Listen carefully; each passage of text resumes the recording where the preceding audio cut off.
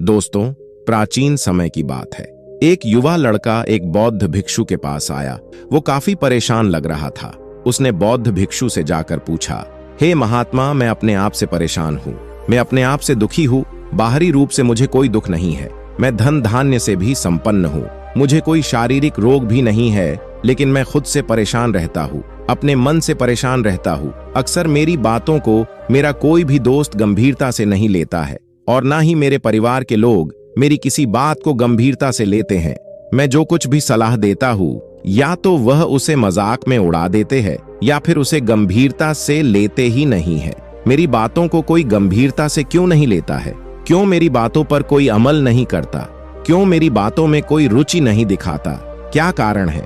कृपया मुझे बताने का कष्ट करें और मेरे मन के इस दुख को दूर करें। यह सुनकर बौद्ध भिक्षु ने कहा, बेटा, आज सुबह मैं जब ध्यान करके वापस आ रहा था तो रास्ते में कुछ कौवे काव काव कर रहे थे, और वहीं पर जब मैं चलता हुआ कुछ दूर आया तो मुझे एक मोर की मधुर आवाज सुनाई दी। ये सुनकर अचानक मेरे मन में ख्याल आया कि कौवे कितना काव काव करते हैं, कितना बोलते रहते हैं, लेकिन कोई भी प्राणी कौवे की आवाज को पसंद नहीं करता। मोर हमेशा सही परिस्थिति के हिसाब से बोलता है। जब भी बारिश होने वाली होती है और बादल गरजते हैं और बारिश होने की आशंका होती है, ऐसे में मोर अपनी मधुर आवाज में गाता है, जो सभी को प्रिय होता है, सभी को अच्छा लगता है। ठीक ऐसे ही अगर इंसान सही परिस्थिति के हिसाब से सही शब्द बोले, सही वाणी बोले, तो वही वाणी दूसरों के लिए संगीत हो जाती है, संगीत बन जाती है, और दूसरे लोग तुमसे सम्मोहित हो जाते हैं, और वहीं पर तुम्हें सब लोग गंभीरता से लेने लगते हैं। और दूसरी तरफ अगर तुम यूं ही बेफिजूल ऐसे ही बोलते रहते हो, बिना किसी बात के बोले चले जाते हो, तो फिर तुम्हें कोई गंभीरता से नहीं लेता। तुम उस कौवे की भांति हो जाते हो जिसकी वाणी कोई पसंद नहीं करता, और बाद में तुम्हें दुख होता है। तुम्हें कोई गंभीरता से क्यों नहीं लेता? इसीलिए अपने शब्दों को बेहद बुद्धिमानी के साथ इस्तेमाल करना सीखो। अगर तुम नहीं सीखोगे तो समाज में तुम्हें कोई सम्मान या कोई गंभीरता से नहीं लेगा। यह सुनकर वो युवा लड़का बोला, गुरुवर, मैं जानता हूं कि मैं ज्यादा बोलने की बीमारी से ग्रस्त हूं।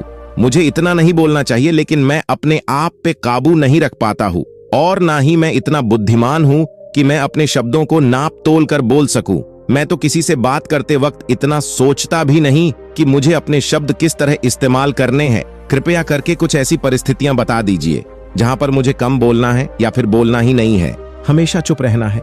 अगर आप मेरा ऐसे मार्गदर्शन कर सकते हैं तो मेरा जीवन आसान हो जाएगा, और मुझे ज्यादा दिमाग या अपनी बुद्धि लगाने की भी जरूरत नहीं पड़ेगी। यह सुनकर बौद्ध भिक्षु ने मुस्कुराते हुए कहा, बेटा, वैसे तो इंसान को हर परिस्थिति में सोच समझकर ही बोलना चाहिए, लेकिन अगर वो हमेशा होश में नहीं रह पाता है, ध्यान में नहीं रह पाता है, तो मैं तुम्हारे दैनिक जीवन की कुछ ऐसी परिस्थितियां बता रहा हूं जहां पर तुम्हें हमेशा चुप रहना है।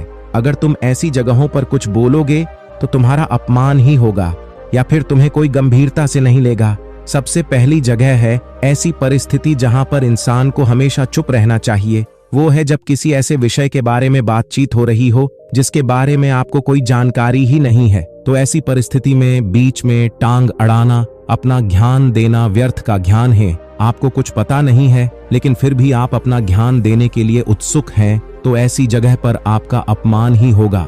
जरा तुम खुद सोचो, जब कोई बीमार आदमी अपनी बीमारी के बारे में चर्चा कर रहा हो और आपको उस बीमारी के बारे में कोई भी ज्ञान नहीं है, लेकिन फिर भी आप व्यर्थ में, बेकार में उसे ऐसी ऐसी औषधियां बता रहे हैं जिनका उसकी बीमारी से कोई तालमेल ही नहीं है, तो ऐसे में आप अपनी प्रतिष्ठा अपने हाथों से खो रहे होते हैं और आपको पता ही नहीं होता। ऐसी परिस्थिति में आदमी को हमेशा सुनना चाहिए। ध्यान से सुनना भी एक कला होती है।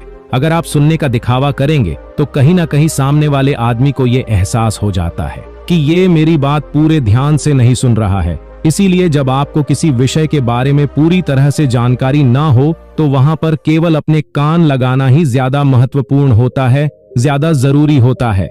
आप उस इंसान की बातें ध्यान से सुन सकते हैं, और इसी बीच आप दोनों के बीच एक संबंध पैदा होगा, और वह संबंध सच्चा होगा, क्योंकि आपने उसके बात को बड़े ही ध्यान से सुना है, और इस बात का पता सामने वाले को भी होता है। तो हम बिना कुछ बोले, सिर्फ सुनने मात्र से किसी को अपना दोस्त, अपना मित्र बना सकते हैं। इस बात को हमेशा ध्यान में रखना। दूसरी जगह जहां इंसान को हमेशा चुप रहना चाहिए, वह है खाना खाते वक्त। इंसान को हमेशा चुप रहकर खाना चाहिए। मौन रहकर खाना चाहिए। महात्मा बुद्ध और उनके भिक्षु हमेशा चुप रहकर भोजन करते हैं, शांत भाव से भोजन करते हैं, परिपूर्ण होकर भोजन करते हैं, पूरी तरह से करते हैं, एक एक टुकड़े का स्वाद लेकर भोजन करते हैं। और ऐसा भोजन जब आपके शरीर में पहुंचता है तो वो आपके अंग अंग तक ऊर्जा पहुंचाता है। अक्सर हम भोजन करते वक्त कुछ ना कुछ बोलते रहते हैं, कुछ ना कुछ सुनते रहते हैं, लेकिन मौन रहकर पूरा स्वाद लेकर उस भोजन को कभी नहीं करते। हम उस भोजन को करते वक्त आधे अधूरे ही रहते हैं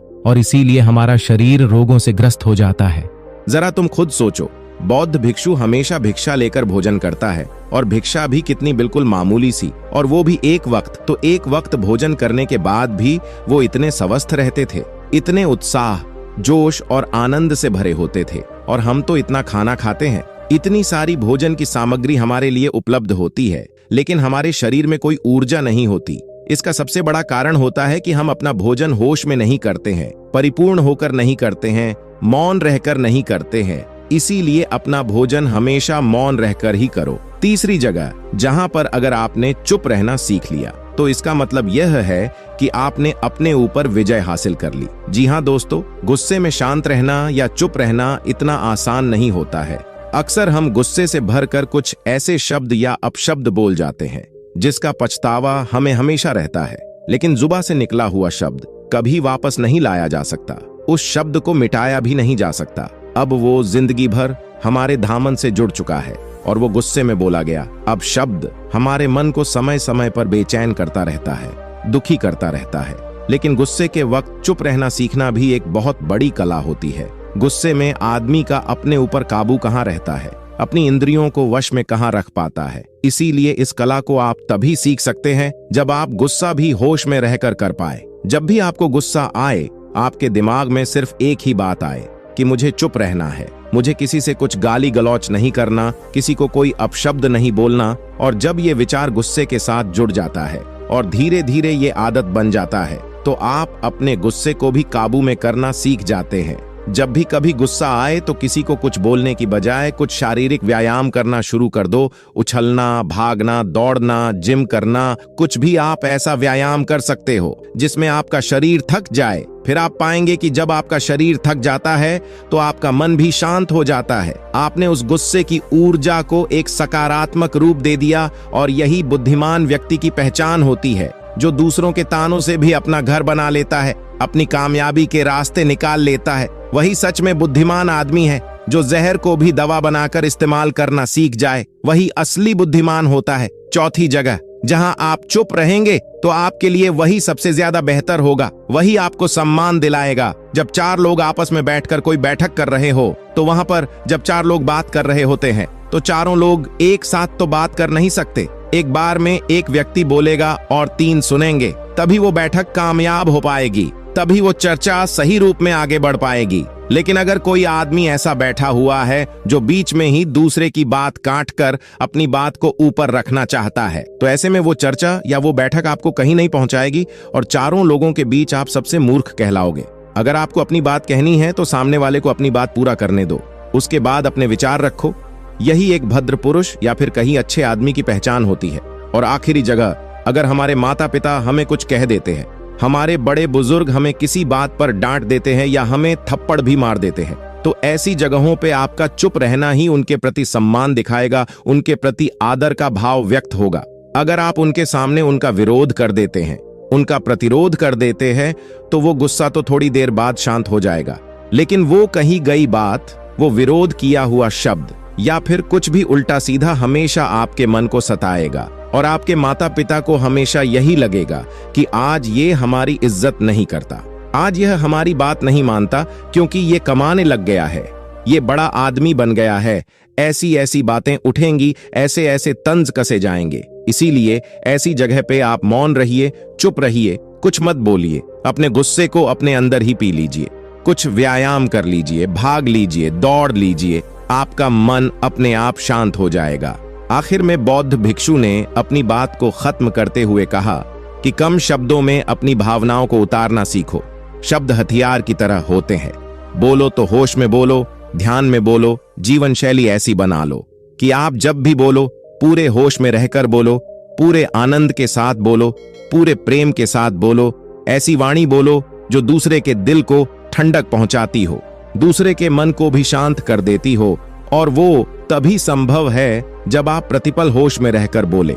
इसके बाद वो युवा लड़का बौद्ध भिक्षु के सामने नतमस्तक हो गया और उनको प्रणाम करते हुए अपने घर वापस लौट गया। धन्यवाद।